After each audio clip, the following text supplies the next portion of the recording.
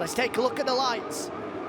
A surprise not to see 57 of Pons on pole position, but Garzo makes the most of it from pole. He gets a great jump, but as does Pons from the outside of the front row. He might not have been on pole position, but he still manages to take the whole shot, diving under the inside of Garzo through turn 1. He runs wide though, allowing Garzo to have the inside line into turn 2, and he steals it back. So it's the number 4 of Hector Garzo that leads them out to turn number 2 on the first lap. Yeah, Pons once again an absolute lightning bolt off the start. We've seen it pretty much at every race this year, but Garzo getting the better of him on the run down to turn 2 as the 57 ran wide, and it's Alessandro Ciccone from the head of the second row who's looking up underneath Pons, going into turn 5, but not quite. Pons holds it. Great start from Ciccone from row number 4 of the grid, row number 2 of the grid, sorry, should I say. He started 4th on the grid. But here comes Pons now, having a look up the inside, no way through. Here comes Ciccone as well, and he is going to find a way through up the inside of Edgar Pons to take second away from the Spaniard. So this is not how Edgar Pons will have planned this race going. Shuffled down to 3rd on the opening lap. Was that the number 55, Yair Monteiro, I saw going wide at turn 6? I think it was, because I think it's his teammate number 10. The green bike there in 4th place, Tommaso Marcon. Oh, who's that at the back? Dynavolt intact rider. Is that Kaz Mayudin? I think it is. Yeah, it's number 27 of Kaz Mayudin that's gone down. He puts his hands in the air, looking towards the circuit as if he may have well been pushed rather than jumped.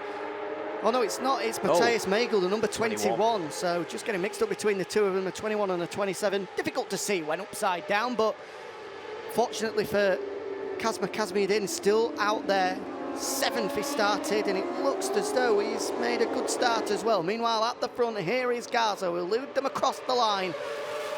Lap 1 ticked off, and it's Garzo that leads from Ciccone, with Pons there in 3rd. It's a good start from Tommaso Marcon in 4th, but an even better one from Kevin Kubo as well, the Thai rider, up into the top 5 and eyeing a best ever finish on a Moto2. Yeah, apologies there to Kaz Mayudin. He sits in 6th. But oh, who's out of the seat? Marcon it was on the speed up. He's done well to hold on to that just about on the exit of turn 2, getting it all sorts of crossed up, but he's resettled just behind Kemif Kubo. That was a big moment there, wow. Huge moment for Marcon, superb save from him. He needs to get his head together now, because Kazmiuddin and the number 25 of Marcel Brenner are looking to pounce immediately, having made that mistake. Meanwhile, Garzo at the front is just starting to chip away. He's about 3 bike lengths clear now of Ciccone. But in that fight, high contact between the speed up and another one of the riders as well. That looks like it's Yair Monteiro that's gone down, and he looks as though he's possibly taken out. Oh, and Mikel Pons. Yeah, Mikel Pons is down, as is the number 11 of Matteo Ferrari as well. So disaster for Matteo Ferrari, the man that's leading the Moto2 World Cup, has gone down. The rear wheel clipped from his compatriot Yair Monteiro. And that happening at Danny Pedrosa Corner. Monteiro is in so hot. Clipped the rear wheel of Ferrari, who had nowhere to go. Fortunately, it looks as though the pair of them are up, just receiving medical attention. It's good to see that. That is superb to see Matteo Ferrari. The visor has come off, and he is walking away. He is aided, but that is fantastic to see. Meanwhile, I think that is possibly... Who's the other man to go down? Mikel Pons, just receiving medical attention, but great to see that the pair of them are at least with it and talking with the marshals on the exit of turn number 6. Yeah, just waiting to see if there's... It's good to see him walking away. I don't think we're going to get a red flag. The riders, the marshals... Here is the incident. So the rear wheel clipped, and it looks as though there was a bit of a coming together between both Ferrari and Mikel Pons. That's the rear wheel clipped, and you can see, oh, it's unlucky as Ferrari. He's sort of left languishing in the middle of the track, and it could well have been a little bit of contact between the pair of them. So it is fantastic to see that they are walking away after what could have been a really nasty crash. That is superb to see that Ferrari and Mikel Pons are walking away from that one, as is Yair Monteiro as well. Meanwhile, that has allowed Kevin Kubo to move up into 4th place, with Kazmiuddin now into 5th, with Tommaso Marcon having made that huge error on the opening lap of the race, now shuffled backwards into, well, he's behind, I think that's Jerez Salim. Is he all the way down in 10th place now, Tommaso Marcon? Yeah, the man in 4th place, Kubo, is a best of P9 at Aragon last year. So if he can hold at least 4th place, he will take by far and away his best result of the season, as the top 3, though, are breaking clear, with Garzo setting the pace from Zacconi and your championship leader Edgar Pons just behind them. Backing it in. Love it. Super stylish is Edgar Pons, and what a shame. Unfortunately, we've cursed him. We said it was Kazma Daniel that had went down earlier, and it looks as though the second of the Dynavolt Intact bikes has gone down at the exact same place through turn number 8. It's familiar surroundings for that squad, both of their bikes into the same gravel trap. He was on for a really good result there, was the 18-year-old Malaysian, but he's crashed out of the top 5 finish, and Marcel Brenner jumps up into 5th now, so that would be matching his best ever result from Estoril last year, the best result of this year for the Swiss rider, keeping his fans down the start and finish straight happy. But at the front, it's Garzo that still leads, and got to take your hat off to Zacconi here, because he's matching the pace of the 2 championship favourites in Pons and Garzo there in 2nd place. But let's not talk too soon about the chances of Edgar Pons. We've seen it so often this year. He starts a race slightly slower than what he finishes. He always just seems to find some great late race pace. Yeah, we saw in Aragon, didn't we? He was battling for the lead, but he didn't quite manage to gap Garzo, but in the latter stages he was able to put the hammer down and stretch that gap, and eventually take a fairly comfortable win last time out at Motorland. But credit to Zacconi, he's after his first podium since his Estoril win, so he looks bang on form here in Jerez. Kevin Kubo, meanwhile, still holding on to 4th. It's a bit of a lonely 4th place for him at the moment. He's got 1.5 seconds to the podium guys in front of him. You can just see a flash of the number 9 there as he went through. And now, as a result, 1.5 seconds in front of the battle for 5th place as well. Zacconi just eyes a move up the inside of Garzo into the final corner, but no way through. It's as you were as they come across the line. To mean we have 13 laps remaining. Garzo from Zacconi from Pons. There is Kubo in the background. Good ride coming from the Master Camp rider, with Brenner coming under all sorts of pressure from Marc Con, and in fact the Swiss riders had to give way to the Italian. It's now Marc Con up into 5th. Yeah, the duo behind Garzo, Zacconi and Pons were ever so slightly quicker than your race leader Hex Garzo. A couple of tenths here and there on that lap, but a couple of tenths here and there is basically what's splitting the trio now as they come round into the fast right-hander of turn 5 and down the straight. Is anyone going to have a look? As we see Kubo there in a comfortable P4, 1.9 seconds ahead of the battle for 5th between Marc-On and that man Brenner on the number 25 machine as we head down into Danny Pedrosa Corner, turn 6. Is Brenner being close enough? I don't think he quite is this time around. Kubo back in nicely. Kubo, just 20 years of age, is the Thai rider. He's got a great future ahead of him. Last year he was a part of the Asia Road Racing Championship on a super sport machine, and he went pretty well on a Yamaha R6 there, picking up a couple of podiums in Suzuka, eventually ending 10th overall, but he's made the jump onto the Moto2, and as you usually find, it takes a while for the guys just to get accustomed to switch from a super sport to a Moto2 machine, despite them both being 600s. Just take a little bit of time for them to get used to it. It looks as though after a couple of rounds to get his head around it, he is starting to really find his feet with that Calyx now. This by far and away his best ride of the year, as again Zacconi has a big look up the inside of Garzo into the final corner. Again, no way through for him though, so as they come across the line, it's as we were since the start of the race. Yeah, Garzo leading from Zacconi, leading from Pons. Yeah, the Italian definitely looking a little bit racy in 2nd place, showing a wheel but not quite going for the move, and Edgar Pons is just sitting there thinking, you two can battle it out, I'm the championship leader, I can just sit here nicely and wait for you two to potentially scrap it out and let him through. But Garzo, nice little sector 1 there. Looks like he's got a little bit of a gap on the 61 behind him as we come into the fast swing rounder of turn 5. Last lap, Edgar Pons slightly quicker than Garzo, around about a 10th in it. Nothing really to separate these trio at the moment, with now 12 laps remaining into Pedrosa Corner. And again, Garzo and Zacconi and Pons all backing it in. That is the style on a Moto2 bike, and you'll hear them squeal the way out of turn 6 there into turn 7 and 8. Of course, it's the unmistakable sound of a Honda CBR 600 engine rather than the grunt of the Triumph we've now become accustomed to in the World Championship scene. into the stadium section then. Zacconi fighting back after losing a little bit of time as we take a look at the VR46 Mastercam rider, the Thai Kevin Ifkuba, having a sterling ride in 4th place there, just losing touch. Can't keep tabs on the podium battle, but it looks like he's managing to hold off Marcon and Brenner behind him, so this would be a cracking result for the Thai rider. Zacconi not quite close enough to have another little look upside Garzo as we come over, 11 laps to go. Meanwhile, has Edgar Pons just made a bit of a mistake on that last lap, because he was a quarter of a second off the rear wheel of Zacconi last time around. That gap is now 0.6 of a second, so just as we're focused in on Kevin Kubo, riding in 4th at the moment, may well have had a little bit of an issue, Edgar Pons, which now sees him just off the back of this leading duo. Now, Garzo is just starting to up the pace a little bit. He was only a 1/10 of a second quicker than Zacconi behind him on that last lap, but he's certainly starting to stretch the lead at the front now. 10.5 laps remaining, and Garzo possibly feeling this is his time to make a break for the lead. And Pons at the moment, we said we'd keep an eye on his late race pace, but it's this challenge that he's sort of making himself may well be too much even for him to overcome. Yeah, Pons must have made some sort of error whilst we focused on Cooper, like you say, Jack. 0.5, 0.4 slower than the leading two in front of him. So yeah, as you can see there on your screens, the number 57 just slightly slower, but he'll be all right in 3rd place. The championship is what he'll be focusing on with 3 rounds remaining, including this one. But Garzo is looking comfortable at the front. Zacconi going with him.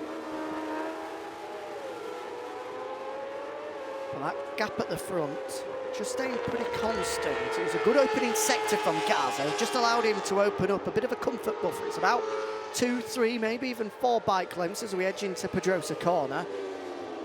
And again, Pons hasn't been able to close in on that lap. Whoa, big moment for Zacconi. The front end folded on him there, and somehow he held on to it. Superb save from Zacconi. His race flashed before his eyes there, because both legs were off. That was Marc Marquez style from the Italian. Superb save, and he holds on to second as a result as well. Yeah, that's just cost him around about 4/10, number 61, but what a save that was. That could have been, like you say, Jack, race over for Zacconi, but he hold on to it as we see now Garzo eking out another advantage in the 1st sector. It looks like Garzo's got that 1st sector well and truly nailed. Here we go again. Oh! Front folded, front end folded, and somehow he saved it on his knee and his elbow a little bit as well. Great work from Alessandro Zacconi. We've seen 2 super saves in this one. The first coming from Tommaso Marcon, but goodness gracious me, that one from Zacconi definitely rivals it, and he has a look down his right-hand side there just to make sure that he's not scuffed his levers too badly as a result of that one. Concentration just goes momentarily, and as a result he runs wide and allows Pons to take 2nd place away. Yeah, this is allowed, as you can see on the screens, Garzo to edge out a gap. That's definitely over a second now, probably up to 1.5 seconds. It was 0.8 over the line, so let's wait and see what the gap is. But Pons now into 2nd. I'm not sure what Zacconi was looking at down at his right boot or something, maybe checking out the scuff mark. But yeah, now Pons into 2nd place, which is only going to improve his championship. Now the big question is, can Edgar Pons close in on Hector Garzo? Because that mistake from Zacconi has allowed him to break clear. The gap, well, it's well over a second now, possibly edging ever closer to 2 seconds. Hector Garzo's advantage, but this is where Pons will start to push. There'll just be 9 laps remaining when Hector Garzo comes across the line. There he goes there. That is another lap ticked away. The gap last time, 0.8. This time, 1.5 seconds. And a number 57 is going to have to get a bit of a wiggle on if he's to pick up Moto2 European Championship win number 5 of the year. Yeah, again, 4/10, around about 4/10 slow on that lap was Edgar Pons, then your race leader Garzo. So Garzo is putting the hammer down now with 9 laps to go, 1.5 the gap. This, I'm going to say, leading trio is 4.4 ahead of Kubo, who is ahead of Marcon by 2 seconds as we see the live championship standings. Garzo would obviously overtake the injured Nicky Tooley, with Zacconi also moving up. 43 points the advantage for Pons, though. It's certainly not enough of a differential for him to start panicking just yet. We remember just 3 races remaining after this one, 75 points on the table. It would still be very unlikely for anybody to steal the championship away from Edgar Pons, especially given his consistency in this championship. He's yet to have a DNF to his name through technical or otherwise. He's only finished off the podium once in that opening race in Aragon a few months ago, and he looks like continuing that run of an almost 100% record with a podium well in his sights here at Jerez as well. But he certainly won't be settling for seconds as they're coming into the final sector now. As we said last time around, 1.5 seconds was the advantage. Has Pons been able to chip away at that anymore? Oh, he was so sideways there into the final corner. I thought he was going to run wide. He is definitely pushing now, is Edgar Pons, and his team are waving him on as well. It was 1.5 seconds, it's now just a second. Yes. He's pulled in half a second on that last lap, and with 8 laps remaining, it is definitely race on here in Jerez. Yeah, we've definitely got a race on here, ladies and gentlemen. Pons half a second quicker than the race leader Garzo, so he has got the bit between his teeth. There is no chance he is setting for second in this one. He wants that race win. He is a motorcycle racer, and look at this, he's closing in lap by lap, sector by sector, as we roll through sector 1 into turn 5 and down the back straight. Can he close in? Looks like he is. And you can just see in the way that he's riding the bike, he's suddenly gone from looking like he's on a Sunday stroll to now absolutely pushing that Calyx to within an inch of its life. He's sideways everywhere, into the corner and out of it as well. And as a result, he's closing in Garzo at some rate of knots. It was a second last time around, but it's going to be half a second this time around. The big question is, once Pons latches onto the rear wheel of Garzo, can he find a bit of a response?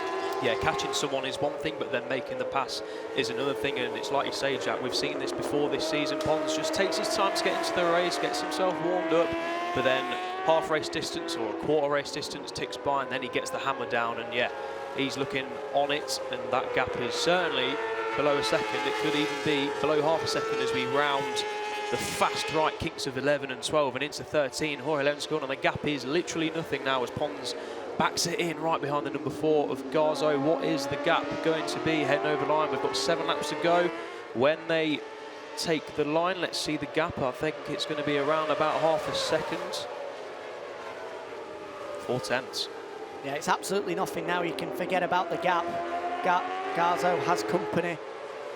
And you can forget about your pit board as well. He will be able to hear the number 57 breathing down his neck with just 7 laps remaining.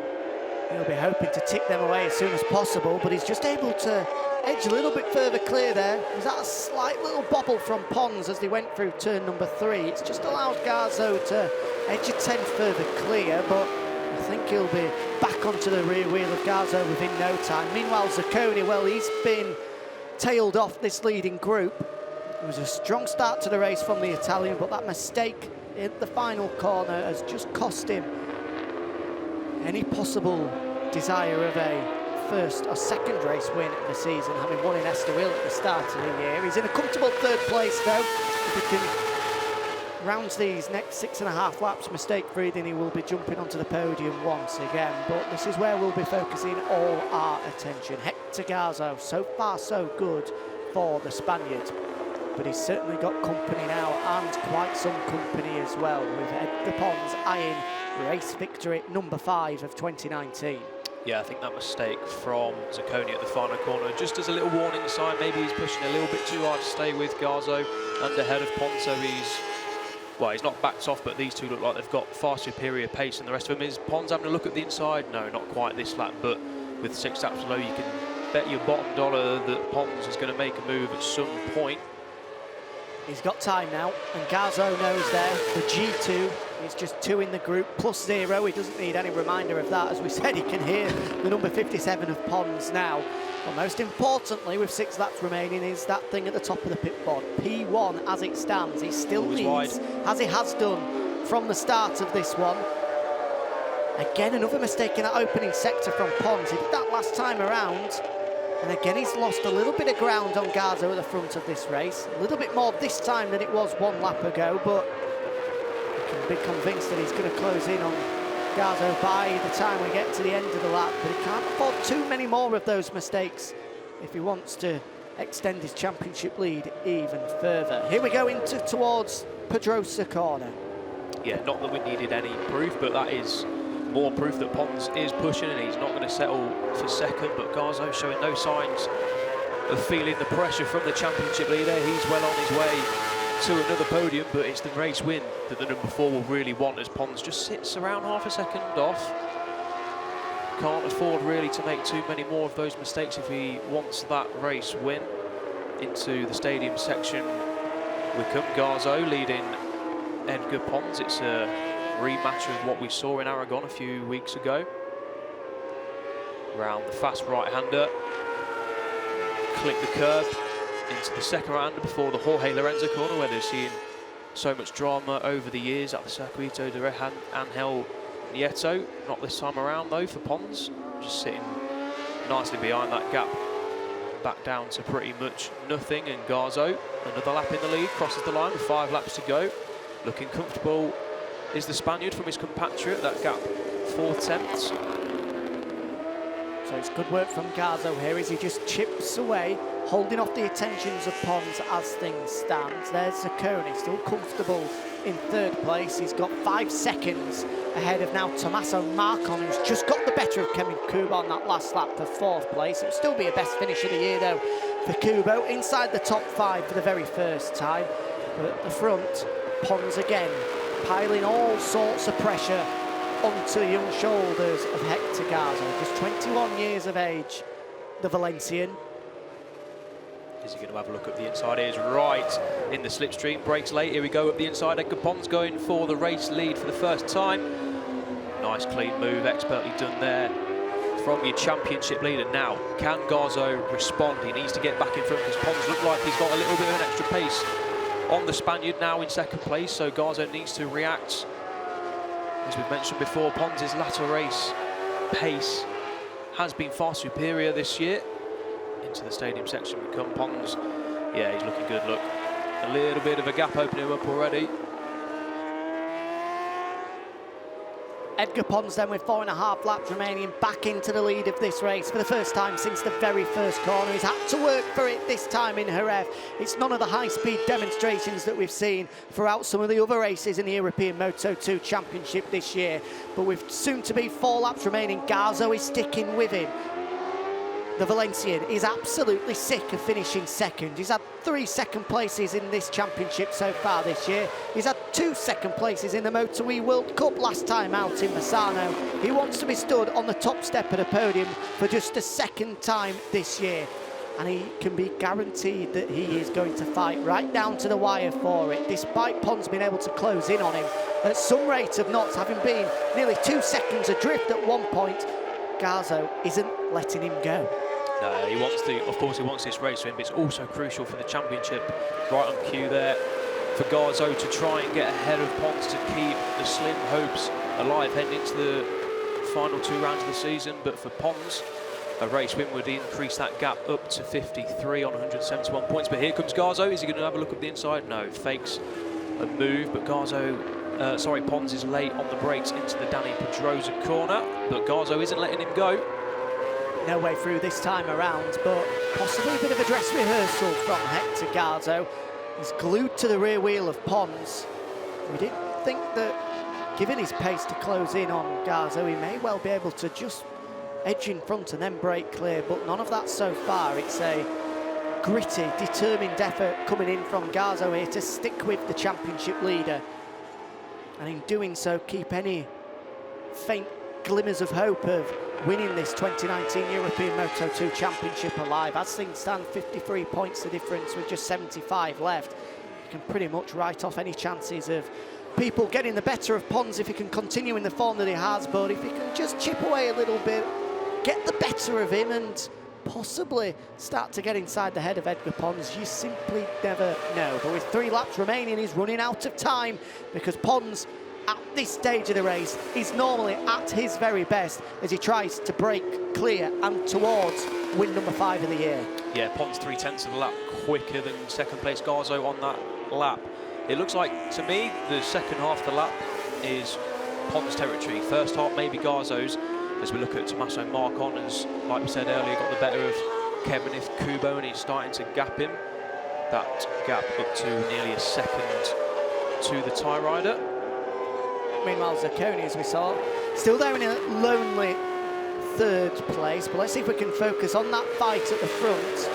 We've now just 2.5 laps remaining. It's going to go down to the wire, and here we are into Pedrosa Corner. The two leaders, flick right, Pons still leading, Garzo giving him company. The pair of them, when asked for the power, struggling for a little bit of grip. This 17-lap race coming into the final stage, which means the pair of them may well just be lacking a little bit of rear grip now. But Pons, his lead at the front, as big as we've seen so far. The right leg, comes out, indicating how hard he's pushing. And as he come across the line in a few moments, it looks as though that gap may well be around half a second. He is just starting to break the toe.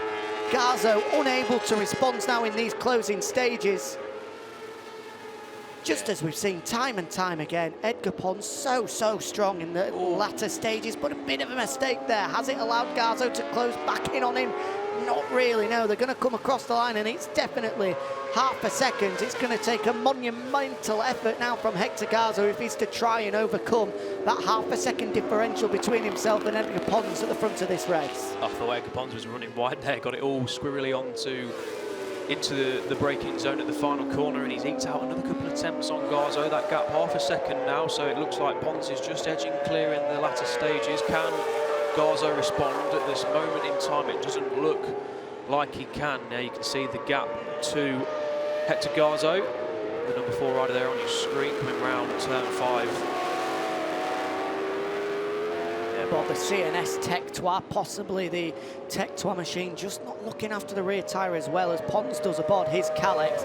We're into the Pedrosa Corner for the penultimate time. Garzo definitely not close enough to make a move there, as we see the squad, the AGR team, looking fairly comfortable. They've been there before. They know that Pons has got it in the bag here if he can keep it in line. We've now just 1.5 laps remaining. Another impressive performance coming from the 23-year-old from Barcelona. He's probably had to work for it as hard as any victory so far this year. But in the end, his class, his talent, just slightly above everyone else in this championship. He's got World Championship experience, 2 years at that level, unlike many others. He's already got one of these titles in his back pocket from back in 2015. And he's looking to add another one in 2019 before trying to get back onto the World Championship grid. Yeah, so heading on to the last lap then, it's Edgar Pons, your championship leader. What's the gap? It looks to be well over a second now to Garzo. I think Garzo may have just said, let's take a second place, not do anything silly yet. Gap up to 1.5, so barring any drastic error from that man there, your race leader Edgar Pons, it looks like he will take yet another race victory as Garzo gets it all out of shape on the exit of turn 2. He's still pushing as the number 4 rider, needs to keep the pressure on Pons, but it looks like this race is wrapped up and Zacconi is holding a comfortable position in third, so that will be his first podium, bar any mistake, on the final lap since his race win in Estoril. On the run down towards Pedrosa Corner for the final time. And it's a familiar sight in the European Moto2 Championship with the 57 of Edgar Pons leading the way. Hector Garzo put in a valiant effort, led the race for the vast majority of it, but in the final stages just couldn't live with this pace from the championship leader. It'll be the 4th second of the season in this class for him, adding to the other 2 second places he had in Massano on the Moto2 machine. But the championship, a second one of his career, edging ever closer now for that man. He'll have to wait 2 weeks longer. 53 points will be his advantage. We've got a crash on the final lap. The number 51 of Matteo Ciprietti gone down. Not sure exactly who he's got caught up with there. He was in a fight with a number of riders for 13th place. We'll get confirmation of that across the line as we watch this man take win number 5 of the year. His championship lead will be extended out to 53 points. It is match point, match ball for Edgar Pons. He's taken victory in Valencia, victory in Barcelona, victory in Motorland Aragon, and now here in Jerez as well. Edgar Pons, a class above the rest in the European Moto2 Championship. 2 seconds clear of Hector Garzo across the line. A big wheelie from Alessandro Zacconi, who gets himself back onto the podium. And a good, determined ride from Tommaso Marcon. So here is the final results of our only Moto2 race here in Jerez, with Pons eventually ending 2 seconds clear of Hector Garza. The final podium place going the way of the Italian Alessandro Zacconi, jumping onto the podium for just a second time this year. Tommaso Marcon ended 4th, with the best result of the year for Kevin Kubo and for Marcel Brenner as well. Ramdan Rosley ended 7th, ahead of the Indonesian pairing of Andy Farid and Jerez Salim. Anapap Sarmoon rounded out the top 10 ahead of Peter Bisakowski. Tiger Harder in his first Moto2 race of the year. Wildcard Sam Wilford, 3 points for him on his trip to Jerez, with Peter Palvalainen, the first of the Super Stock 600 riders, in 14th and taking the Stock 600 victory ahead of the Spaniard Joan Diaz. A Stock 600 win going for the Finn Peter Palvalainen. Great to see a Finn on the podium in the absence of Nicky Tooley.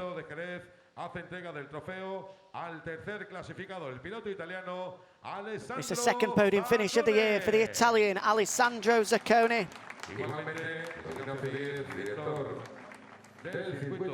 And for the 4th time this year, he's sick of looking at Hector Garza. Sorry, of Edgar Pons to the left of him, but he'll have to settle for second once again. Not best pleased about it, but it's another 20 points to Hector Garza's tally. And it's another 25 points to this man's tally. Now 53 points his advantage ahead of 2 races at Albacete in 2 weeks' time. Surely he'll wrap up the championship there. But a 5th win of the season here in Jerez, going the way of Edgar Pons.